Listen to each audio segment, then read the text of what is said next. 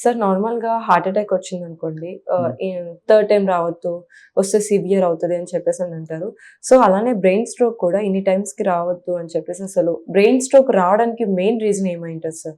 Brain stroke అంటే ఇది బ్రెయిన్‌కు సప్లై చేసే బ్లడ్ వెసల్ ఏదైనా బ్లాక్ కానివ్వండి, అంటే బ్రెయిన్‌కు సర్క్యులేషన్ అనేది ఎఫెక్ట్ అవుతేనే మనకు బ్రెయిన్ స్ట్రోక్ వస్తది. హ్మ్. అది 2 రకాలు ఉంటది. ఒకటి హ్మ్. ఇస్కెమిక్ అంటే బ్లడ్ వెసల్ బ్లాక్ అయిపోతే ఆ ఏరియా అంతా బ్లడ్ సర్క్యులేషన్ ఆగిపోయి బాడీలో చేంజెస్ అనేవి వస్తది. ఇంకొకటి బ్లడ్ వెసల్ బ్రేక్ అయిపోతది. హ్మ్. బ్రేక్ అయిపోవడం వల్ల బ్లీడింగ్ అవుతది. సో, బ్లీడింగ్ అయినప్పుడు కూడా ఆ ఏరియా డ్యామేజ్ అయిపోయి దాంట్లో మనకు చేంజెస్ అనేవి వస్తుంటాయి. హ్మ్. సో, స్ట్రోక్ ఎప్పుడు కూడా very sudden. Okay. Yes stroke sir. వచ్చినప్పుడు we have to rush to the hospital. Hmm. Okay. ఎందుకంటే మనకు ఇస్కెమిక్ స్ట్రోక్, తర్వాత హిమోరేజిక్ స్ట్రోక్ రెండిటికి మెడికేషన్స్ అనేవి చాలా డిఫరెంట్ ఉంటాయి. తర్వాత మనకు బ్లడ్ వెసల్ బ్లాక్ అయినప్పుడు వచ్చే ఏరియా మనము ఇమ్మీడియేట్‌గా మనం ఐడెంటిఫై చేస్తే, సో, దానికి మనకు డ్రగ్స్ అనేవి వచ్చినాయి. అంటే మనము విండో పీరియడ్ అంటే మనం గోల్డెన్ అవర్ అంటాం. సో, 4 అవర్స్ లోపు 4.5 అవర్స్ లోపు మనం స్ట్రోక్ వచ్చింది ఐడెంటిఫై చేసి హాస్పిటల్‌కెళ్తే దాన్ని డయాగ్నోసిస్ చేసిన తర్వాత స్కాన్‌ని బట్టి మెడికేషన్స్ పెడితే ఆహ్, ఏదైతే బ్లడ్ వెసల్ బ్లాక్ ఉందో, సో, దాన్ని లైసిస్ చేసి ఆ సర్క్యులేషన్ అనేది ఇంప్రూవ్ చేయొచ్చు. సో, దానివల్ల స్ట్రోక్ బర్డెన్ తగ్గిపోతది. పారాలిసిస్ రికవర్ అయిపోతది. తర్వాత నార్మల్ లైఫ్ కూడా వాళ్ళు లీడ్ చేయొచ్చు.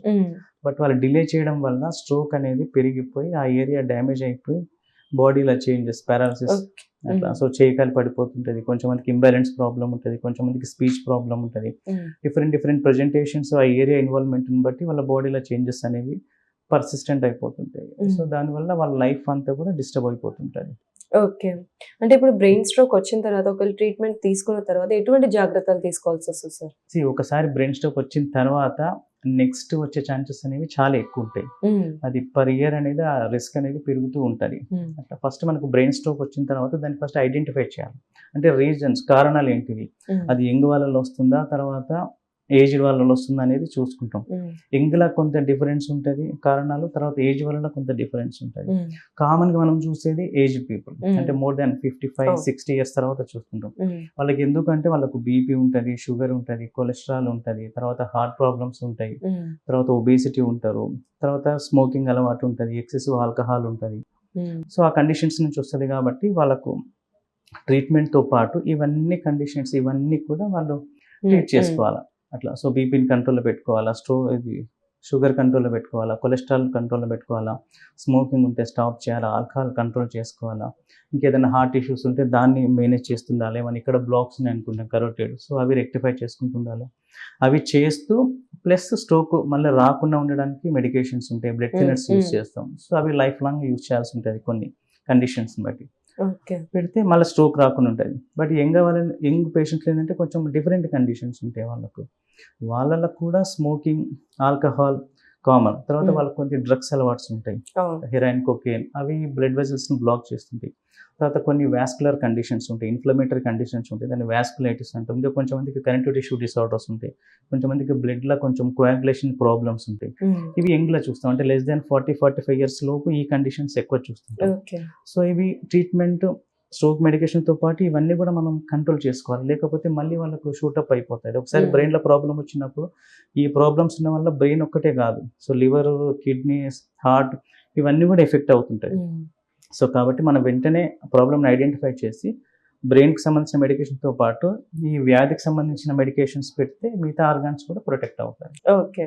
సార్ నార్మల్‌గా ఎవ్రీ ఇయర్ జనరల్ చెకప్స్ చేయించుకుంటుంటారు. లైక్ హార్ట్ రేట్ ఎలా ఉంది? లేకపోతే మన లివర్ ఫంక్షన్ ఎలా ఉంది అని చెప్పేసి. సో, అట్లనే మన నర్వ్ సిస్టమ్ ఫంక్షన్ ఎలా ఉంది? మంచిగా ఉందా లేదా అని కనుక్కోవడానికి ఏమైనా టెస్ట్‌లు ఉంటాయా సార్?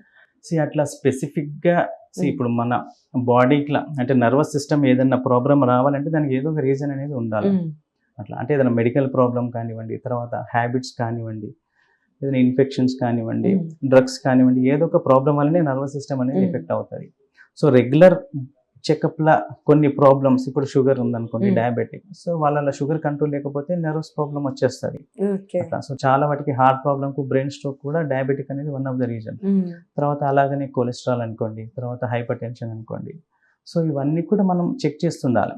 సో, రెగ్యులర్‌గా అంటే మనం రొటీన్ బ్లడ్ టెస్ట్‌లోనే ప్రాబ్లమ్స్ ఉంటే దాన్ని రెక్టిఫై చేస్తే న్యూరాన్స్ మీద ఎఫెక్ట్ పడకుండా చూసుకోవచ్చు. సో, దాంతో పాటుగా హ్యాబిట్స్ కూడా చాలా ఇంపార్టెంట్. అట్లా too much of alcohol, so smoking, fatty foods. So ఇవన్నీ కూడా మన నర్వస్ సిస్టమ్ ఎఫెక్ట్ చేస్తాయి. ఓకే. సో కాబట్టి బ్యాలెన్స్డ్ డైట్ మెయింటైన్ చేస్తూ రెగ్యులర్గా హెల్త్ చెకప్ చేయించుకొని ఏదైనా ప్రాబ్లం ఉంది దాన్ని కంట్రోల్ చేసుకొని ఫిజికల్ యాక్టివిటీ మెయింటైన్ చేస్తే నర్వస్ ప్రాబ్లమ్స్ కూడా ఎక్కువ కాకుండా ఉంటుంది. ఓకే. సార్ చాలా మంది హెల్దీగానే ఉంటారు, బట్ సడన్ గా ప్యారలైజ్డ్ అయిపోతూ ఉంటారు. సో సడన్ ప్యారలైజ్డ్ కి రీజన్స్ ఏమై ఉంటాయి సార్? లేదా పారాలసిస్ వచ్చే ముందు మనకి ఏమైనా సిమ్టమ్స్ చూపిస్తూ ఉంటుంది? పారాలసిస్ అంటే స్ట్రోక్, అంటే మనకి ఇంకొక టర్మ్ మెడికల్ టర్మ్ ఏంటంటే స్ట్రోక్. పారాలసిస్ అంటే one side or half of the body effect అవుతుంది. అంటే కొంచెం మందికి ఓన్లీ చెయ్యి ఎఫెక్ట్ కావచ్చు, కొంచెం మందికి కాల్ ఎఫెక్ట్ కావచ్చు, కొంచెం మందికి చెయ్యి కాలు రెండు కూడా ఎఫెక్ట్ కావచ్చు, half of the body. So జనరల్గా ఏంటంటే మనం రెగ్యులర్ గా చూసేది స్ట్రోక్ అంటే పారాలసిస్ అంటే half of the body complete గా ఎఫెక్ట్ అయిపోతుంది. అది సడన్ గా, సో సడన్ గా బ్రెయిన్ లో బ్లడ్ సర్క్యులేషన్ ఆగిపోవడం వల్ల లేకపోతే బ్లడ్ సర్క్యులేషన్ డిస్టర్బ్ అయిపోవడం వల్ల వస్తూ ఉంటుంది. సో ఇది అంటే చాలా సడన్ గా, అంటే with in seconds two minutes two hours ఇలానే ఉంటది. బట్ కొంచెం మందికి పారాలసిస్ సిమ్టమ్స్ వస్తాయి ఏదైనా బ్లాక్ అయినప్పుడు. తర్వాత చిన్న క్లాట్ వల్ల వచ్చిన సిమ్టమ్స్, ఆ క్లాట్ వెంటనే ఆటోలైసిస్ అయిపోతుంది, అంటే దానికదే కరిగిపోతుంది. కరిగిపోవడం వల్ల సిమ్టమ్స్ వెంటనే రికవర్ అయిపోతాయి. అవి వార్నింగ్ సైన్స్ కింద తీసుకుంటాం.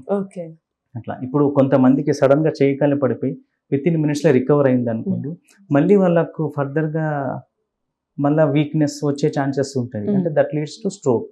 సడన్ గా ఒకసారి వచ్చి తన ఇంప్రూవ్మెంట్ అయింది అనుకోండి, దాన్ని టీఐ అంటాం, అంటే ట్రాన్సియంట్ ఇస్కెమిక్ అటాక్ అంటాం. సో వాళ్ళకు విత్ ఇన్ 24 hours లో సర్క్యులేషన్ ఇంప్రూవ్ అవడం వల్ల వాళ్ళ పారాలసిస్ అనేది తగ్గిపోతుంది. కానీ అలాంటి సిమ్టమ్స్ వచ్చినప్పుడు మళ్ళీ ఫర్దర్ గా వాళ్ళకు సిమ్టమ్స్ వచ్చే ఛాన్సెస్ ఉంటాయి. అందుకనే వాళ్ళకు వెంటనే ఐడెంటిఫై చేసుకొని తర్వాత ఎందుకు వచ్చిందో రీజన్ ఐడెంటిఫై చేసుకొని దానికి సంబంధించిన మెడికేషన్స్ పెడితే ఫర్దర్ గా మళ్ళీ స్ట్రోక్ రాకుండా ఉంటుంది. అట్లా సో అవి వార్నింగ్ సైన్స్ కొన్నిసార్లు వస్తాయి. తర్వాత అంటే పారాలసిస్ అనేది అదొక టర్మ్, మెడికల్ టర్మ్.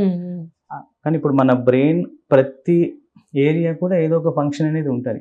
ఇప్పుడు స్పీచ్ ప్రాబ్లం ఉంటుంది, కొంచెం మందికి విజన్ ప్రాబ్లం ఉంటుంది, కొంచెం మందికి బ్యాలెన్సింగ్ ప్రాబ్లం, అట్లా. సో ఒక్కొక్క ఏరియా మనకు ఒక్కొక్క ఫంక్షన్ అనేది ఉంటుంది. సో ఎక్కడ క్లాట్ వస్తే ఆ ఎఫెక్ట్ అనేది మనకు బాడీలో కనిపిస్తూ ఉంటుంది. కంప్లీట్ గా కంపల్సరీ పారాలసిస్ చేయగల పడిపోవాల్సిన అవసరం లేదు. అంటే దీనికి ఒకటి యాక్రోనిమ్ ఉందమ్మా. సో బీ ఫాస్ట్ అంటాం. అంటే బి అంటే బ్యాలెన్సింగ్ ఇష్యూస్, అంటే ఏదైనా ఇంబ్యాలెన్స్ నడిచేటప్పుడు అడుగులు తడబడం కానివ్వండి, ఒక సైడ్ కు పడిపోవడం కానివ్వండి, అలా. సో ఈ అంటే ఐ ఇష్యూస్, సడన్ గా విజన్ తగ్గిపోవడం వల్ల లేకపోతే ఇద్దరికి కనిపించడం అనుకోండి. తర్వాత ఎఫ్ అంటే ఫేస్, మూతి ఒక సైడ్ కు క్రాస్ అయిపోతుంది, అట్లా. సో తర్వాత ఏ అంటే ఆర్మ్ ఇట్లా సడన్ గా పడిపోతుంటది, సో వీక్ అయిపోయి అట్లా. ఎస్ అంటే స్పీచ్ మాట తడబడుతుంటది, సో క్లారిటీ ఉండదు. టీ అంటే టైం. సో అలాంటి వచ్చినప్పుడు head rush to the hospital. ఆ టైం, ఎందుకంటే మీరు టైం ఎంత లేట్ చేసే కొద్దీ న్యూరాన్స్ డ్యామేజ్ అంత పెరుగుతూ ఉంటది. ఎందుకంటే ఫస్ట్ ఇనిషియల్ గా తీసుకొస్తే ఆ న్యూరాన్స్ డ్యామేజ్ అయింది రివర్సిబుల్ అయ్యే ఛాన్సెస్ ఉంటాయి. బట్ కొన్ని గంటల తర్వాత అది ఇరివర్సిబుల్ అయిపోతుంది, అంటే మనం ట్రీట్ చేసినా కూడా అది అంటే డెడ్ అయిపోతుంటది ఆ పార్ట్. ఫస్ట్ బ్లడ్ సర్క్యులేషన్ తగ్గిపోయి అది అట్లా డల్గా అట్లా ఉండిపోతుంది. సో ఆ టైంలో మనం ఇంటర్వెన్షన్ చేసి ఇంజెక్షన్స్ అవి పెడితే ఆ సర్క్యులేషన్ అనేది మెయింటైన్ అయ్యి ఆ టిష్యూ అనేది నార్మల్ అయ్యే ఛాన్సెస్ ఉంటాయి. లేదంటే ఆ డల్ ఉన్న టిష్యూ అనేది డెడ్ అయిపోతుంది. సో డెడ్ అయిపోయిందంటే మనకు రికవరీ అనేది ఉండదు, అట్లా. సో కాబట్టి ఇలాంటి సిమ్టమ్స్ వచ్చినాయి అంటే వెంటనే హాస్పిటల్కి వెళ్ళేసి మనం స్కాన్ తీసుకుంటే ఫస్ట్ అంటే ఇస్కెమిక్ స్ట్రోక్ అంటే బ్లీడ్ ఉందా లేకపోతే క్లాట్ ఉందా అనేది తెలియాలా, ఇన్ఫాక్ట్ ఉందా అని. ఎందుకంటే ఇన్ఫాక్ట్ కి మనకు మంచి మెడికేషన్స్ ఉన్నాయి. అది కొన్నిసార్లు బ్లడ్ వెజల్ పెద్దది బ్లాక్ అయిపోయిందంటే మనం 24 hours లోపు కూడా మెకానికల్ థ్రాంబెక్టమ్ అంటాం, అంటే గైడ్ వైర్ పాస్ చేసేసి ఆ క్లాట్ అంతా కూడా రిమూవ్ చేసేయచ్చు. 24 hours వరకు కూడా మనకు ఆప్షన్ ఉంటుంది. సో కాబట్టి మనకు డిలే చేయకుండా వెంటనే హాస్పిటల్కి వెళ్తే మెడికేషన్స్ నుంచి దాదాపు స్ట్రోక్ బర్డెన్ అనేది తగ్గించవచ్చు, క్వాలిటీ ఆఫ్ లైఫ్ ను కూడా మనం పెంచవచ్చు.